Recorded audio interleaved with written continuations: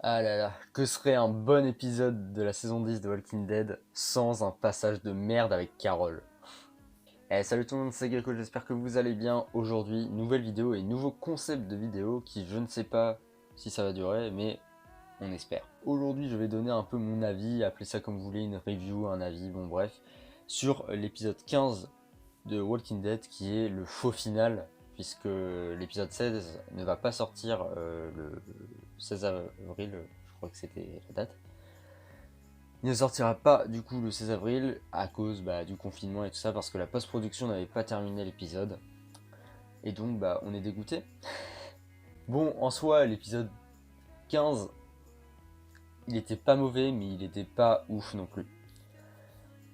Le truc, c'est qu'ils avaient quand même mis la barre haute depuis quelques épisodes, notamment les 12, 13, 14, ils étaient incroyables.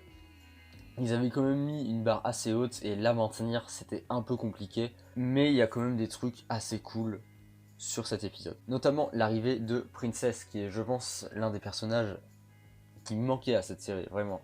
Le genre de personnage qui réfléchit après avoir agi, et vraiment, c'est incroyable. On l'a vu avec son discours quand ils arrivent devant le Fleetwood Drive.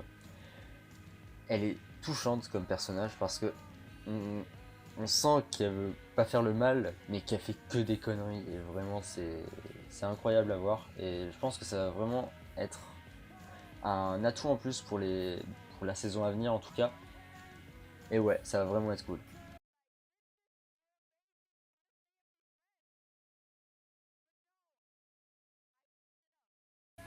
Donc on a aussi dans cet épisode le deuil de Lydia face à sa mère, qui en veut un peu à Negan, mais qui comprend en même temps ce qu'elle fait. Bon, elle lui envoie quand même des petits pics en mode toi aussi on te détestait, on voulait que tu meurs, mais on t'a pas tué. Bon, ces petits pics là, on sent que Negan sait que c'est pas vraiment elle qui parle, mais plutôt sa colère. Et du coup, elle va supprimer cette colère grâce au conseil de Negan qui va lui dire frappe-moi, vas-y, dis tout ce qui te passe par la tête parce que sinon ça va te ronger de l'intérieur. Et j'ai vraiment aimé ce moment-là parce que on était habitué à avoir un Negan charismatique, puissant, qui, je sais pas comment le décrire, mais qui était vraiment incroyable. Et là, on est face à un Negan qui a de la pitié et qui vient en fait faire un câlin avec Lydia pour la réconforter. Et je pense qu'on n'avait jamais vu ça dans Walking Dead, en tout cas de Negan, hein, parce que sinon on en a vu. Mais ouais, j'ai vraiment aimé ce passage là. Et puis au passage, Cassady joue très très bien. Je tiens juste à préciser que le plan où l'on voit Negan et Lydia se faire un câlin, c'est mon plan préféré de tout cet épisode.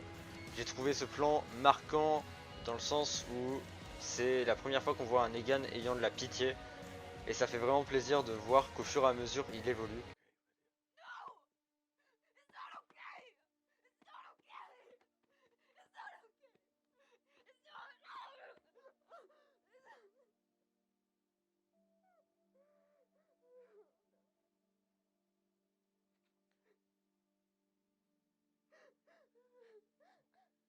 Au passage, on peut rajouter que le regard de Negan est juste incroyable. Bon, ensuite, que sera un épisode sans le petit passage avec Daryl? Bon, les passages avec Negan et Daryl étaient vraiment courts, hein, sachant qu'on n'a pas vu le nouveau duo Negan-Daryl, ce qui est un peu dommage puisqu'il l'avait mis en place dans l'épisode 14. Mais là, on a vu un duo Daryl-Judith qui est, je pense, correct et qui veut dire ce qu'il veut dire. On a d'un côté Daryl qui est là depuis le début et qui connaît maintenant la survie et tout ça, et face à Judith qui veut apprendre comment survivre en tout cas pour protéger le groupe. Alors j'ai trouvé ce passage très intéressant parce que on est face à une Judith qui n'a peur de rien, mais qui va quand même être choquée par le moment où Daryl va tuer la chuchoteuse. Et j'ai trouvé vraiment ce passage très très bon parce que on a vraiment la réalité qui entre dans les yeux de Judith. On n'est pas seulement face aux petits rôdeurs par-ci par-là que Judith a pu tuer. Et ouais, j'ai vraiment aimé ce passage-là. Et du fait que vraiment c'est une nouvelle expérience pour Judith et c'est surtout une compréhension du monde dans lequel elle vit. Et pour terminer sur les points positifs, et bah, on a le duo Alden-Aaron que j'ai vraiment très bien aimé. Bon, ils parlent avec le langage des signes, hein. Ils se font choper par la fin, mais d'après ce qu'on voit dans le trailer de l'épisode 16, qui est très très ouf, je vous conseille d'aller le voir, euh, ils vont réussir à se battre et à s'échapper des chuchoteurs qui l'ont eu, qui les ont eu, pardon. Et ouais, je trouve que c'était bien de mettre en place différents duos dans cet épisode. Bon, je pense qu'ils vont très rapidement être cassés.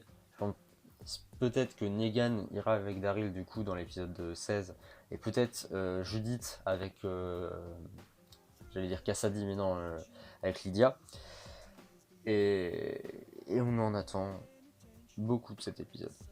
Bon, pour les points négatifs, hein, on est clairement encore face à Carol, qui pour moi aurait dû mourir dans cette saison, et j'aurais préféré qu'elle meure, parce que vraiment les passages sont chiants, et j'ai l'impression qu'elle répète tout le temps la même chose.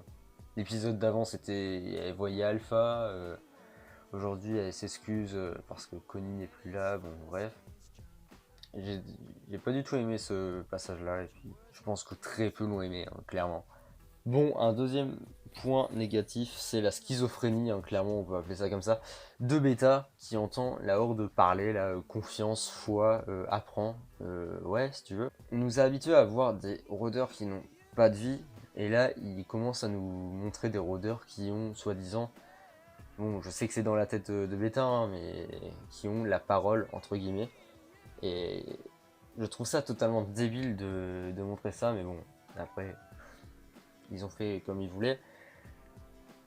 Je pense qu'ils auraient dû montrer autrement que Beta était un peu taré, parce que là ça se voit totalement.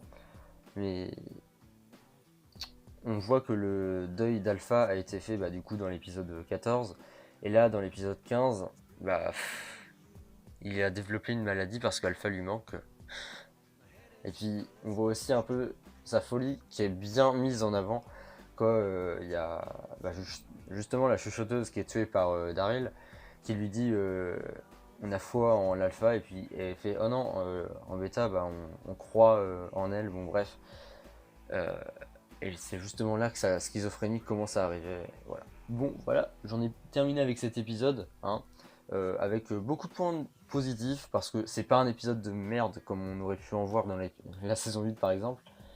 J'ai bien aimé cet épisode en soi. Bon, les 2 tiers de l'épisode c'était la découverte de Princess, donc j'ai bien aimé la mise en avant. Bon, après, tout ce qui est Carole, tout ça, faudrait peut-être qu'on oublie et qu'on passe à autre chose parce que c'est vraiment chiant.